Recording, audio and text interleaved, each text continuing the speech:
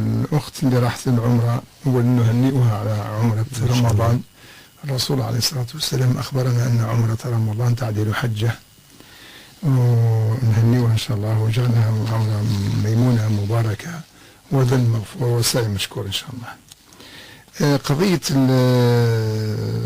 معنى صلاة العيد والبقاء إلى تمامها والانصراف قبل تمامها، هذا الانصراف والبقاء من الآداب وليس من تمام الصلاة وفسادها، لأن الصلاة هي الركعتين. وهذا الفرق بين العيد وبين الجمعة، أن الخطبة يعني خطبة العيد كما قال ابن أبي زيد القيرواني في رسالة، خطبة العيد خطبة هكذا، خطبة بصيغة الإفراد، يعني مش خطبتي الجمعة كما نقول خطبتي الجمعة، ولكن انظر إلى ذكاء ابن أبي زيد القيرواني، قال خطبة العيد أو العيد تتوسطها جلسة.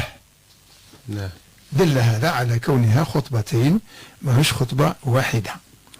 فإذا خطبة العيد بعض الناس الشيخ ينصرف هذا هو. نعم. خطبة العيد ليست من الصلاة، ليست كخطبة الجمعة، لأن خطبة الجمعة الرسول صلى الله عليه وسلم كان في البداية تتصلى والخطبة بعد الصلاة، ولما لاحظ الناس ينصرفون قبل تمام الخطبة فجاء الحكم لتقديم الخطبة وتأخير الصلاة عن الخطبة من أجل إلزام الناس بالسماع. فخطبة العيد بقت على حقيقتها أو صورتها الأولى، وهي أن تؤدى بعد الصلاة. معنى ذلك الانصراف قبل تمام الخطيب من خطبته لا يفقد الإنسان أنه صلى العيد، فهو صلى العيد. نعم. ولكن الأجر ناقص، لأن خطبة العيد وشنو هي؟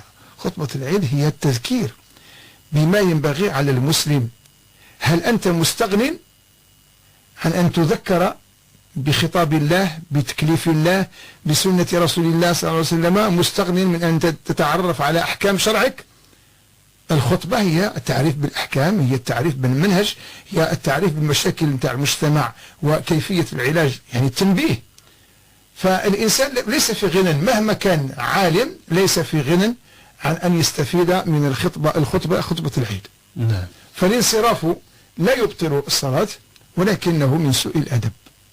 والله أعلم. يشهدنا الخير يعني. هذا هو الرسول صلى الله عليه وسلم أمر بإخراج الحيض. نعم. مش فقط الطاهر والطواهر، بل الحيض يخرجن من أجل أن يجلسن قريبا من مكان الذي تصلى فيه صلاة العيد، تؤدى فيه صلاة العيد، ويسمعن المواعظ ويسمعن الخير. نعم. فهذا مسكين حرم نفسه من الخير. لو جاز لأحد أن ينصرف لانصرفنا هن يعني. بارك الله. يعني هم أولى بالانصراف. بارك الله فيك. نعم.